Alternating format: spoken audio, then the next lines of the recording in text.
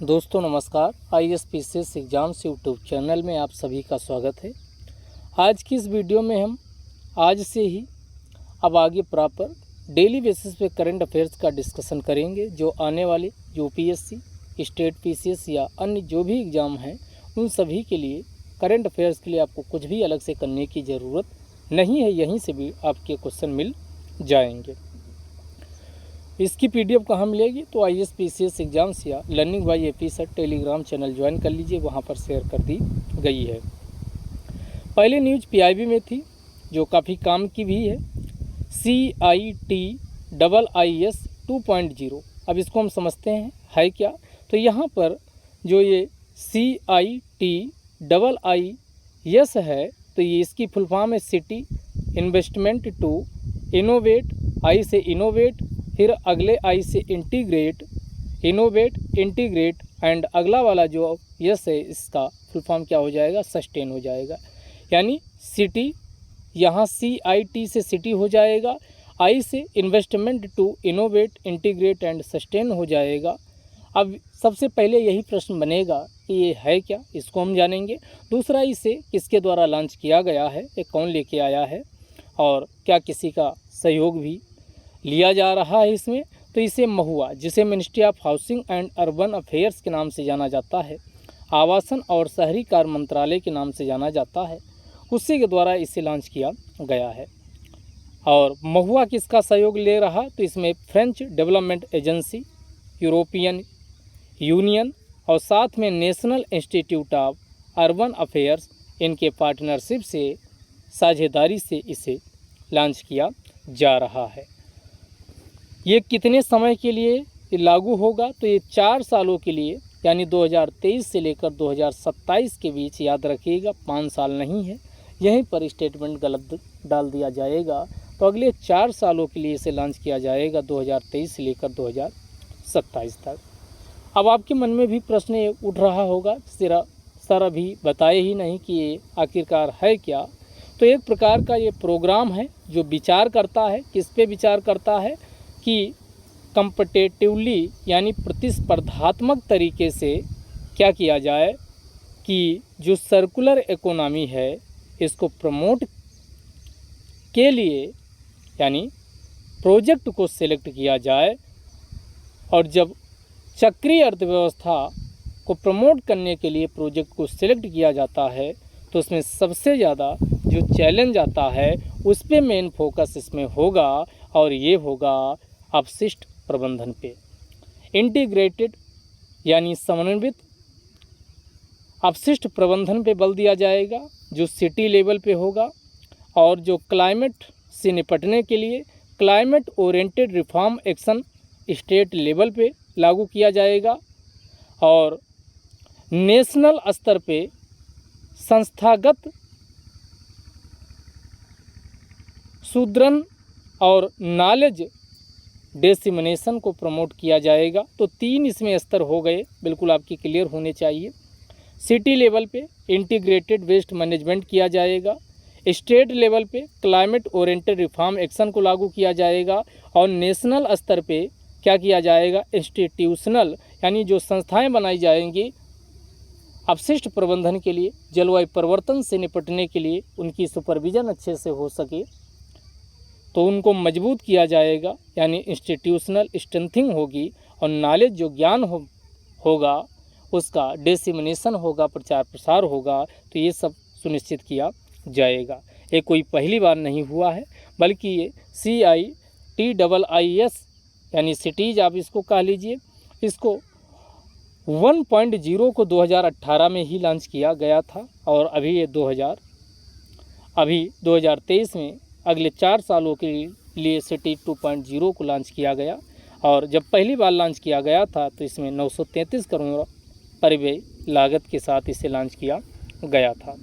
तो पहली न्यूज़ आपकी ये समझ में आ चुकी होगी। तो ये सिटी 2.0 ये बिल्कुल ध्यान रखिएगा।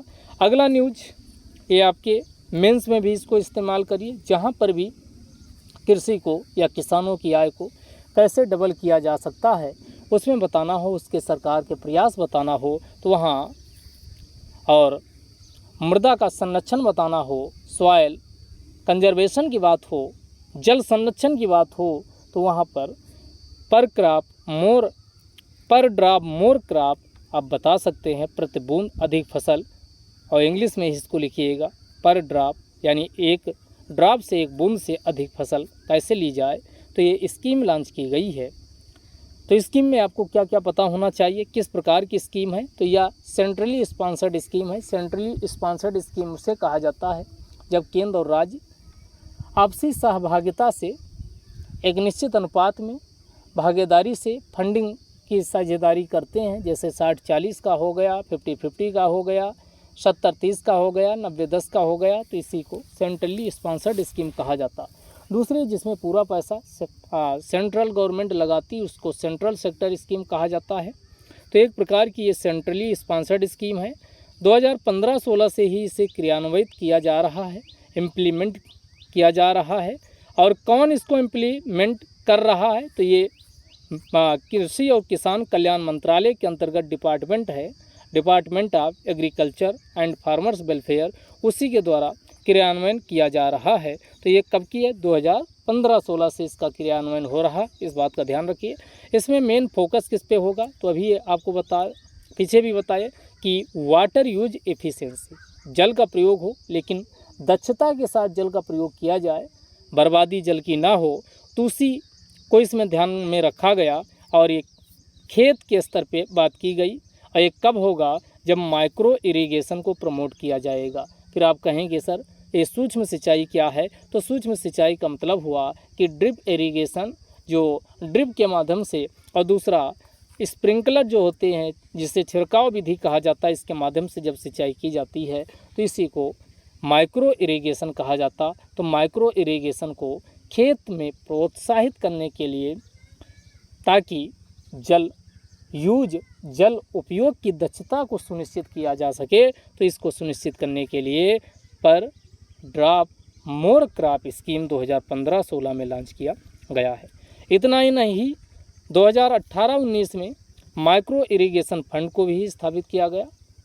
ये तो पर ड्रॉप मोर क्रॉप स्कीम चली रही थी, लेकिन उससे हटकर 2018-19 में माइक्रो इरिगेशन फंड, वो भी अमाउंट भी ध्यान रखिएगा, 500 करोड़ लिख देगा या 50,000 लिख देगा, 5,000 करोड़ रुपये के साथ। और इसका जो नोडल एजेंसी बनाया गया, नाबार्ड को बनाया गया। और इसमें जो जल दक्षता को सुनिश्चित करते हैं, उनको जो पर ड्रॉप मोर क्रॉप के अंतर्गत जो इंसेंटिव्स दिए जाते हैं वो तो दिए ही जाते हैं, उससे इतर इसके अंतर्गत यानी इंसेंटिव्स प्रदान किए जाते हैं। और इसमें पीपीपी मॉडल को प्रोत्साहित करने को शामिल किए जाने की कोशिश की जाती है। तो ये दो न्यूज़ मोस्ट इम्पॉर्टेंट है, इनको मेंस में भी इस्तेमाल करिएगा। अगला फिर ये न्यूज़ में था, ministry of electronics and information technology, विज्ञान और प्रौद्योगिकी मंत्रालय के द्वारा, सूचना प्रौद्योगिकी मंत्रालय के द्वारा सेमी इंडिया प्रोग्राम लॉन्च किया गया। ये अब का नहीं है, अभी चर्चा में है, क्योंकि कोई ना कोई सेमिनार वेबिनार ये सब होते रहते हैं, तो ये चर्चा में आते रहते हैं और इसलिए आपके एग्ज़ाम के लिए इम्पॉर्टेंट हो जाते। तो ये सेमी कॉन इंडिया प्रोग्राम ये कब लॉन्च किया गया, तो ये दिसंबर 2021 को लॉन्च किया गया। और ये 76,000 करोड़ रुपये के साथ इसे लॉन्च किया गया है। और इसमें क्या किया जाएगा, तो सेमी कंडक्टर्स जो होते हैं और डिस्प्ले होते हैं, उसी की मैन्युफैक्चरिंग का डेवलपमेंट हो भारत में, उसी को सुनिश्चित करने के लिए इसे लाया गया है। अगला फिर वर्ल्ड नो टोबैको डे, इसी को कहा जाता है तंबाकू निषेध दिवस। ये हर साल 31 मई को मनाया जाता है। और अब तंबाकू निषेध दिवस जो शुरू हुआ वर्ल्ड हेल्थ ऑर्गेनाइजेशन, विश्व स्वास्थ्य संगठन के द्वारा ये मनाया जाता है। 2023 की आपसे थीम पूछी जा सकती है, क्या थीम है बिल्कुल याद कर लीजिए। वी नीड फूड, हमें भोजन की आवश्यकता है, तंबाकू की नहीं। तो 2023 की जो थीम रखी गई ये मोस्ट इम्पॉर्टेंट है। क्या रखी गई, हमें भोजन की आवश्यकता है, we need food not tobacco, ये थीम है।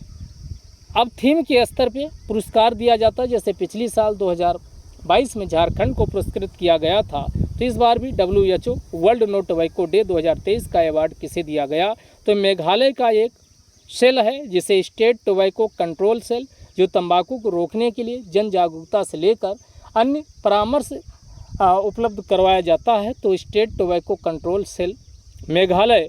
और दूसरा है ये धारवाड़ कर्नाटक का centre for multi disciplinary development research Dharwad. इन दो को संयुक्त रूप से पुरस्कृत किया गया है। इस बात का भी आप ध्यान रखिएगा, तो ऐसे क्वेश्चन आपके एग्जाम में बन ही जाते हैं। अगला फिर है आपका सेकी। ये सेकी इम्पॉर्टेंट है, ध्यान रखिएगा। तो सेकी का भी मैनेजिंग डायरेक्टर श्री अजय यादव को बना दिया गया। अब आपके लिए सेकी इंस्टीट्यूट इम्पॉर्टेंट है, बाकी वनडे एग्जाम में पूछ लेगा कि हाल ही में सेकी का मैनेजिंग डायरेक्टर किसे बनाया गया, तो अजय यादव को बनाया गया।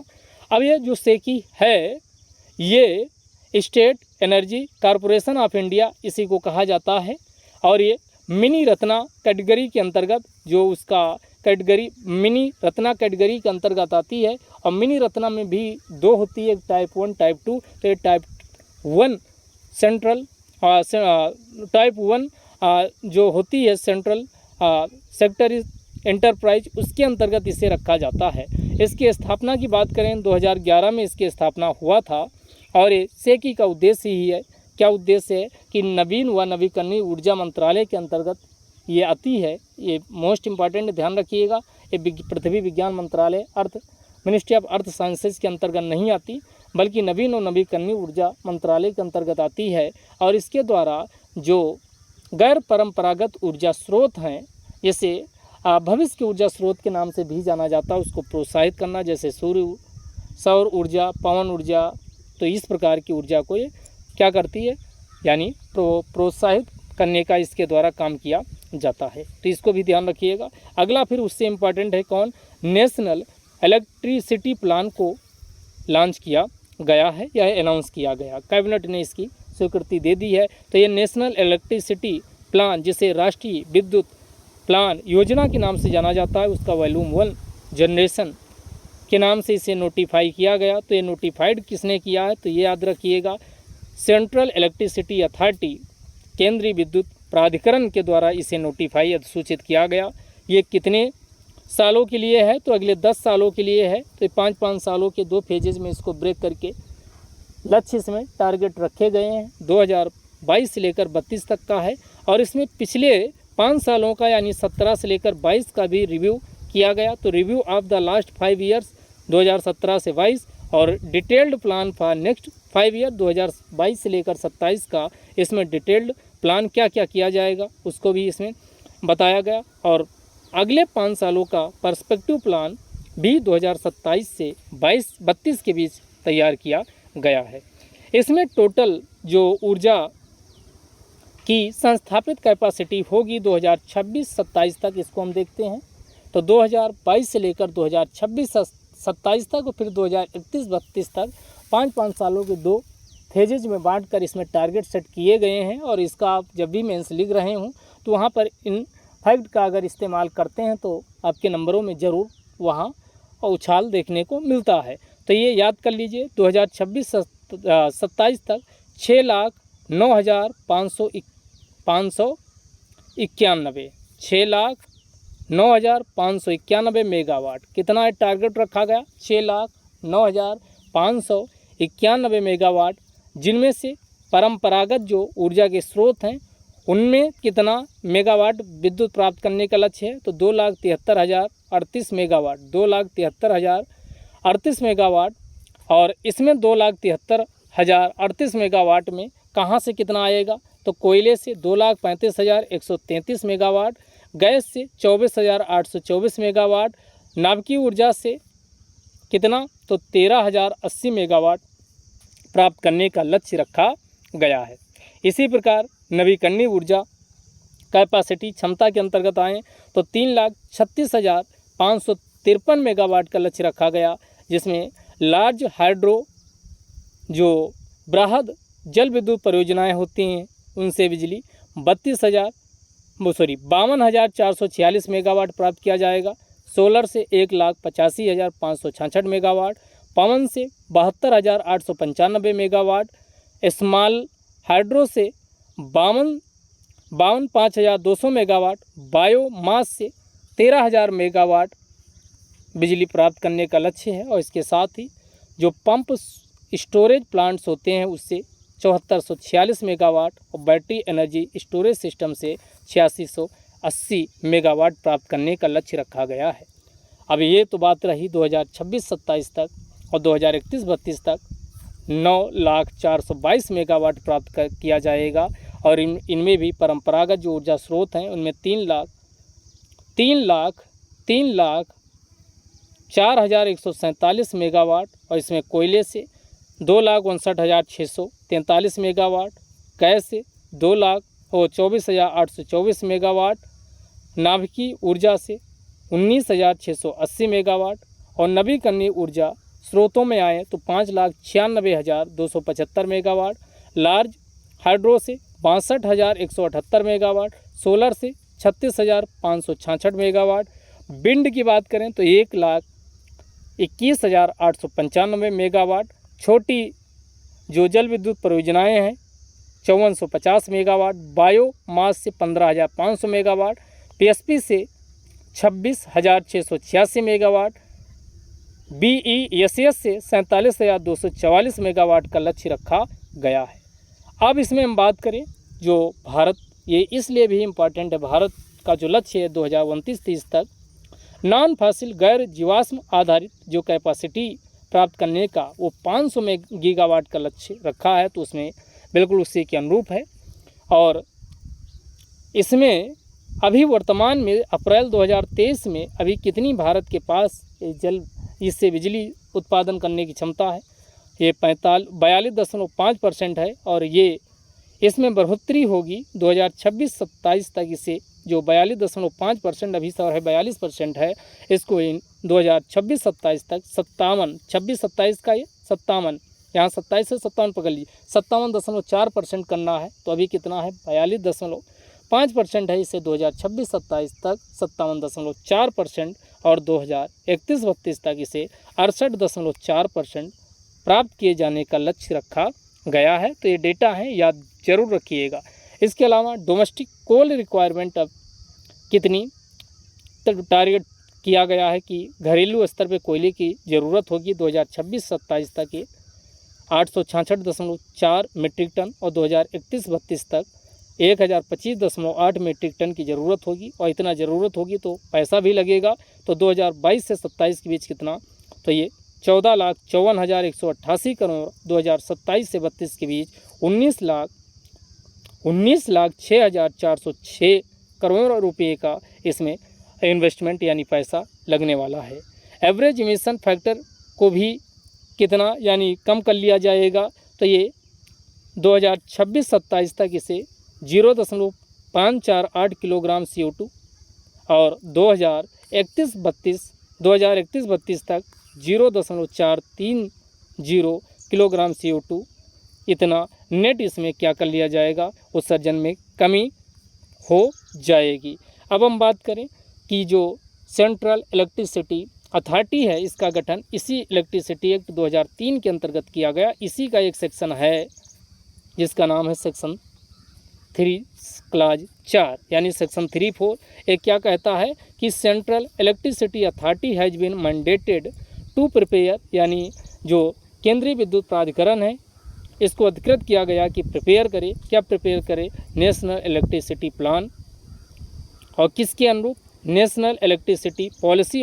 और इसी यानी जो नेशनल इलेक्ट्रिसिटी पॉलिसी बनाई जाएगी उसको ध्यान में रखते हुए उसे अधिकृत किया गया है कि वो प्रिपेयर करे नेशनल इलेक्ट्रिसिटी प्लान, और इसे हर 5 सालों पर रिव्यू यानी क्या करना होगा, तैयार करना होगा। तो उसी को ध्यान में रखते हुए इसे तैयार किया गया है।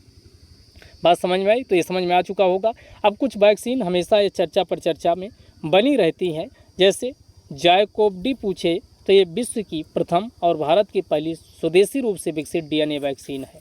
तो पूछेगा विश्व की पहली और भारत की देशी रूप से विकसित DNA वैक्सीन का नाम क्या है, तो ये जायकोव डी है। क्वेश्चन ऐसे पूछा ही जाता है। अगला कोर्बेवैक्स TM ये पूछा जाए तो ये भारत की पहली प्रोटीन आधारित सब यूनिट वैक्सीन है। तो ऐसा क्वेश्चन भी आगे चल के पूछ लिया जाए, जैसे इसी बार पिछली बार भी पूछा गया था, इस बार मॉडर्ना पूछा गया। mRNA वैक्सीन जो मॉडर्ना है, मॉडर्ना ये इस बार के पीसेस में आया था। तो यहाँ से यम उठा लीजिए, यम से क्या हो जाएगा, mRNA आधारित वैक्सीन है मॉडर्ना, और इसमें कोर्बेवैक्स में पूछा जाए भारत की पहली प्रोटीन सब यूनिट वैक्सीन है। अगला जेमकोवैक वैक्सीन पूछा जाए तो जेमकोवैक क्या है, ये विश्व की प्रथम और भारत की स्वदेशी रूप से विकसित mRNA वैक्सीन है। भारत की mRNA वैक्सीन कौन है, तो ये जेमकोवैक है और विश्व की मॉडर्ना है। mRNA आधारित वैक्सीन, ये दोनों ध्यान रखिएगा, भारत की जेमकोवैक और विश्व की मॉडर्ना। इनकोवैक ये किस प्रकार की है, तो ये विश्व की प्रथम और भारत की पहली इंडिजेनसली डेवलप्ड इंट्रानसल यानी नाक से ली जाने वाली इनकोवैक वैक्सीन है। तो ये कोविड-19 के लिए इम्पॉर्टेंट वैक्सीन थी, आपको ध्यान रखना चाहिए। अब कुछ फैक्ट भी आप मेंस में इस्तेमाल कर सकते हैं, खासकर पेपर 3 में, कि भारत का नवीकरणीय ऊर्जा, सौर ऊर्जा और पवन ऊर्जा इन सब में चौथा स्थान है, तो इस डेटा का आप इस्तेमाल करिएगा। अगला, भारत का प्रथम इंडिजेनस एयरक्राफ्ट कैरियर पूछा जाए तो INS विक्रांत है, जिसे कोचीन शिपयार्ड लिमिटेड में सितंबर 2022 में कमीशन किया गया है। और ये INS विक्रांत में पहली बार हुआ कि जो MiG-29 फाइटर जेट हैं, इनका प्रथम बार क्या किया गया, रात के समय लैंडिंग भी सक्सेसफुली कर ली गई है। तो इस बात का भी आप ध्यान रखिए। अब ये देख लीजिए क्वेश्चन आते हैं कि नहीं। कोविड-19 के लिए दिया जाने वाला सिनोवैक क्या है, तो ये संपूर्ण वायरस का टीका है। तो ये पिछली बार के पीसेस में पूछा गया था, इस बार की आप देख लीजिए कि निम्नलिखित में से कौन सा mRNA वैक्सीन जिसका उपयोग कोविड-19 संक्रमण के विरुद्ध किया जाता है, तो ये क्या हो जाएगा, ये मॉडर्ना हो जाएगा। कौन सा, मॉडर्ना हो जाएगा। तो इसमें देखिए पिछली बार क्या पूछा गया, पिछली बार सिनोवैक पूछा गया, देखो ऑप्शन भी डालना, पिछली बार सिनोवैक पूछा गया, इस बार मॉडर्ना पूछा गया। तो ये नोवावैक्स और स्पुतनिक इन सब के बारे में आपको सर्च कर लेना चाहिए, क्वेश्चन आगे हो सकता पूछ लिया जाए। बाकी भारत की बता ही चुके, भारत की mRNA वैक्सीन पूछे तो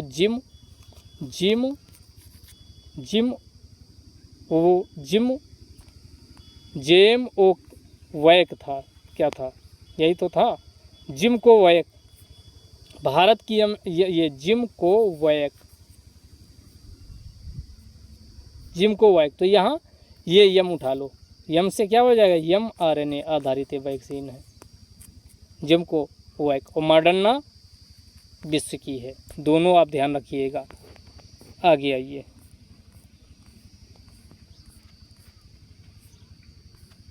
अगला है नेशनल क्वांटम मिशन। ये भी इम्पॉर्टेंट है, क्या, नेशनल क्वांटम मिशन। तो नेशनल क्वांटम मिशन इसे कब, अप्रैल 2023 में अभी नया है, लॉन्च किया गया है।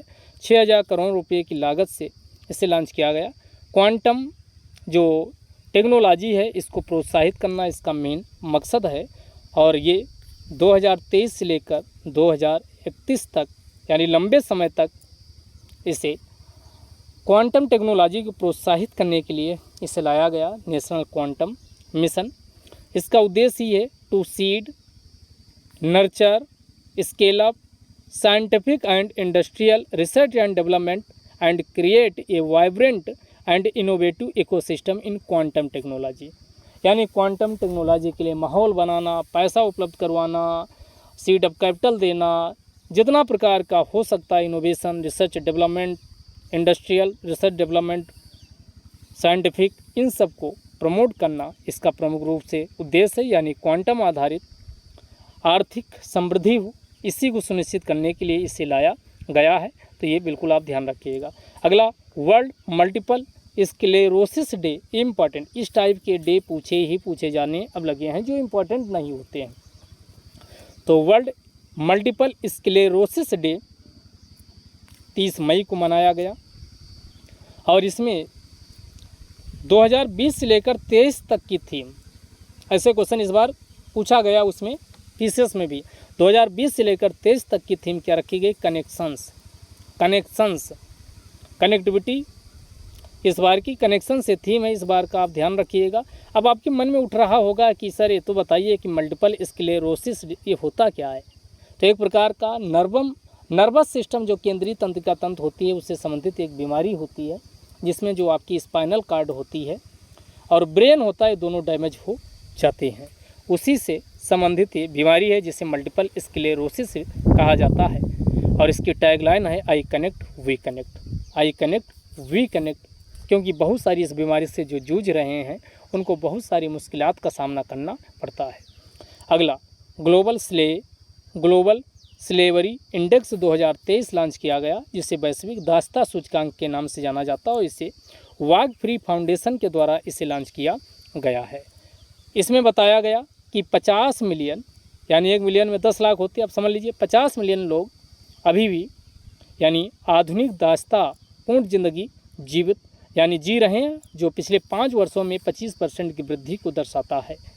ये समाप्त करना इसलिए भी इम्पॉर्टेंट है क्योंकि संयुक्त राष्ट्र संघ के द्वारा जो सस्टेनेबल डेवलपमेंट गोल निर्धारित किए गए उसमें असमानता 8 नंबर का जो गोल है उसी में ये जो दासता पूर्ण गुलामी होती है या इसको समाप्त करने का बिल्कुल 2030 तक 0 स्तर पर लाने का लक्ष्य रखा गया। और इसका पूछा जाए कौन सा है तो सस्टेनेबल डेवलपमेंट गोल 8.7 में ये बात कही गई है।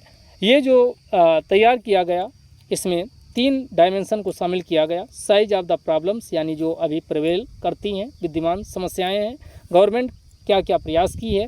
उसके बाद वल्नरेबिलिटी, सुविधता कितनी है, जैसे राजनीतिक अस्थिरता, असमानता, जहाँ पर सरकारें आती हैं जाती हैं, राजनीतिक उठापटक मची होती है, वहाँ पर और ज़्यादा चांसेस यहाँ पर पाया गया है। तो इसमें सबसे ज़्यादा जो मॉडर्न स्लेवरी है उनमें नॉर्थ कोरिया, इरिट्रिया, तो ये नॉर्थ कोरिया, इरिट्रिया और उसके बाद मारिटानिया, तो ये या वाले लास्ट वाले में आ रहे हैं देश, देख लीजिए। नॉर्थ कोरिया हो गया, इरिट्रिया हो गया, मारिटानिया हो गया और उसके बाद सऊदी अरेबिया। ये शीर्ष के 4 देश हैं जहाँ पर आधुनिक दासता सबसे ज़्यादा पाई जाती है और सबसे कम कहाँ पाई जाती है, अपना स्विट्ज़रलैंड हो गया, नॉर्वे हो गया, जर्मनी हो गया, नीदरलैंड, यहाँ पर सबसे कम दासता यानी गुलामी वाली ज़िंदगी है। अगला, भारत में भी पूछा जाए कि भारत का, आप लोग कमेंट बॉक्स में लिख के बताइएगा क्या पोजीशन है भारत की, और भारत अब इसको कैसे रोका जाए। तो इसमें आप सुमंगली मॉडल को आप बता सकते हैं, यानी ये तमिलनाडु का केस स्टडी है, उसको आप सुमंगली मॉडल ज़रूर आप मेंस में आ जाए तो इसका इस्तेमाल करिए। इसमें क्या किया गया कि जहाँ जहाँ था ऐसे प्लेस जहाँ बिल्कुल दूरस्थ वाले क्षेत्र थे और प्रशासन की पहुंच से बाहर थे, उनको स्पॉट किया गया और फिर वहां पर सीधे जो बच्चों के साथ, महिलाओं के साथ ज़बरदस्ती जबरन काम करवाया जाता था, उसके एवज में उनको कुछ भी नहीं मिलता था, उनको मुक्त करवाया गया। तो ये सुमंगली मॉडल ज़रूर आप मेंस में इस्तेमाल करेंगे। आगे आइए, भारतीय शिक्षा मंत्री धर्मेंद्र प्रधान की शिक्षा एवं कौशल के द्विपक्षीय जुड़ाव को व्यापक बनाने के लिए सिंगापुर की यात्रा की है। तो ये पहले पूछ लेगा कौन वनडे एग्जाम में, सिंगापुर के शिक्षा और कौशल के लिए शिक्षा एवं कौशल के क्षेत्र में मजबूती प्रदान करने के लिए यात्रा की गई। तो ये भारत के शिक्षा मंत्री धर्मेंद्र प्रधान हैं।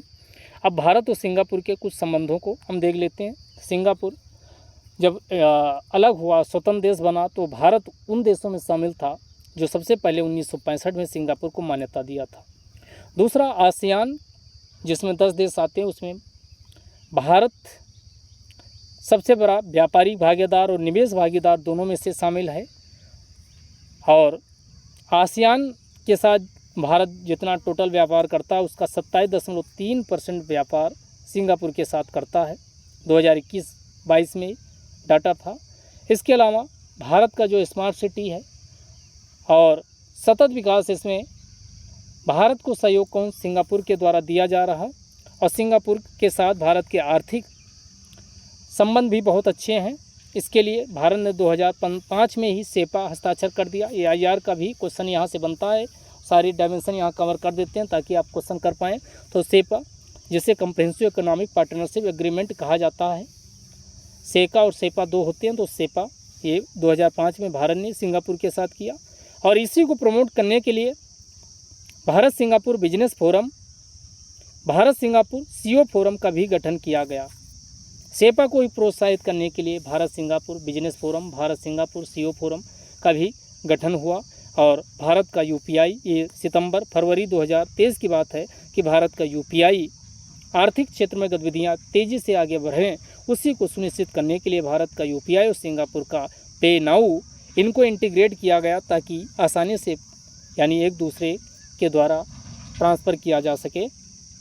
अगला, रक्षा के क्षेत्र में भी काफ़ी ज़्यादा सहयोग दोनों देश कर रहे हैं। रक्षा सहयोग समझौता 2003 में हुआ, तो रक्षा सहयोग समझौता 2003 और 2017 का नौसेना सहयोग समझौता पे हस्ताक्षर किए गए। इसके अलावा थल सेना, वायुसेना, नौसेना के द्वारा ज्वाइंट एक्सरसाइज भी किए जाते हैं। सिम्बेक्स नौसेना के साथ होता है, सिंडेक्स पूछे वायुसेना के साथ होता है, और बोल्ड कुरुक्षेत्रा पूछे तो बोल्ड कुरुक्षेत्रा ये मोस्ट इंपॉर्टेंट है वनडे एग्जाम के लिए। बोल्ड कुरुक्षेत्रा थल सेना के द्वारा, सिंडेक्स पूछे वायुसेना के द्वारा, और सिम्बेक्स पूछे तो नौसेना के द्वारा। तो बोल्ड कुरुक्षेत्रा भारत और सिंगापुर के बीच ज्वाइंट एक्सरसाइज थल सेना, सिंडेक्स पूछे जाए तो ये वायुसेना, और उसके बाद फिर सिम्बेक्स पूछा जाए तो ये नौसेना। तो ये सिम्बेक्स यहाँ मेरी टाइम अपने आप आ रहा है, तो मेरी टाइम का मतलब हुआ वही नौसेना जल वाली। तो ये बोल्ड कुरुक्षेत्र थल सेना याद रखे, बाकी सिंडेक्स बचा तो वायुसेना का ये ज्वाइंट एक्सरसाइज है। इसके अलावा वहाँ पर भारतीय लोग काफ़ी ज़्यादा सिंगापुर में रहते हैं, और जो कुल आबादी का वहाँ की कुल आबादी का 9.1% भारत के लोग भारतीय प्रवासी रहते हैं। इसके अलावा DST CII के द्वारा, डिपार्टमेंट ऑफ साइंस टेक्नोलॉजी और CII के द्वारा भारत सिंगापुर प्रौद्योगिकी शिखर सम्मेलन फरवरी 2022 में आयोजित किया गया है। तो ये कुछ पॉइंट है जिसके आधार पर आप मेंस का कुछ भी क्वेश्चन आ जाए हैंडल कर सकते हैं। इसके अलावा सिंगापुर जो FDI आती है उसमें भी प्रमुख देश के रूप में शुमार है। अगला, विश्व दुग्ध दिवस, ये हर साल 1 जून को मनाया जाता है और पहली बार 2001 में मनाया गया था। दूध प्रोटीन पोषण युक्त का एक अच्छा सोर्स माना जाता है, तो इसलिए भी संतुलित आहार का भी एक प्रमुख कहा जाए सोर्स है। और 2023 की थीम क्या है, ये आप बिल्कुल लंबी सी याद कर लीजिए, कई बार लंबी सी भी पूछ लिया जाता है कि showcasing how dairy is reducing it's environmental footprint while also providing, इसको इंग्लिश में ही याद कर लीजिएगा, न्यूट्रिशियस फूड्स एंड लाइवलीहुड, ये थीम है। और भारत याद रखिएगा विश्व में सबसे ज़्यादा दूध का उत्पादन करता है, इस बात का ध्यान रखिएगा। और ये जो फूड एग्रीकल्चर ऑर्गेनाइजेशन है उसके द्वारा मनाया जाता है। अगर बात करें फूड एग्रीकल्चर ऑर्गेनाइजेशन की, तो इसकी स्थापना 16 अक्टूबर 1945 को हुई थी, और रोम इटली इसका मुख्यालय है, और इसके जो महानिदेशक हैं क्यू डोंग्यू इस समय महानिदेशक हैं। अगला, ये लास्ट क्वेश्चन है कि काठमांडू के त्रिपुरेश्वर में आयोजित NSC कावा महिला वॉलीबॉल चैलेंज का खिताब भारत ने अपने नाम कर लिया। तो क्वेश्चन पूछेगा कौन जीता वॉलीबॉल का, तो भारत ने जीता, किसको हराया, कजाकिस्तान को हराया है। और इस साझा जो फॉर्मेट में 3-0 से भारत ने जीता, वैसे ये अलग अलग 3 फॉर्मेट दिए गए। फर्स्ट सेट में 25-15 से, सेकंड सेट में 25-22 से, और थर्ड सेट में 25-18 से भारत ने वॉलीबॉल जीत लिया है। तो आज का ये करंट अफेयर्स का डिस्कशन था। अब ये कंटिन्यू लगातार आपको डेली बेसिस पे मिलेगा। यकीन करिए इसके बाहर एग्जाम में आपको कोई भी क्वेश्चन देखने को नहीं मिलेगा। बस आपका काम है इसको सुन के, और जो ये नोट्स हैं इसको आप रिवाइज करते रहिए। ये नोट्स कहाँ मिलेंगे आपको, IAS एग्जाम्स या लर्निंग बाय एपीएसआई टेलीग्राम चैनल पे शेयर कर दीजिए गए हैं, वहाँ से डाउनलोड कर लीजिए। जय हिंद, जय भारत।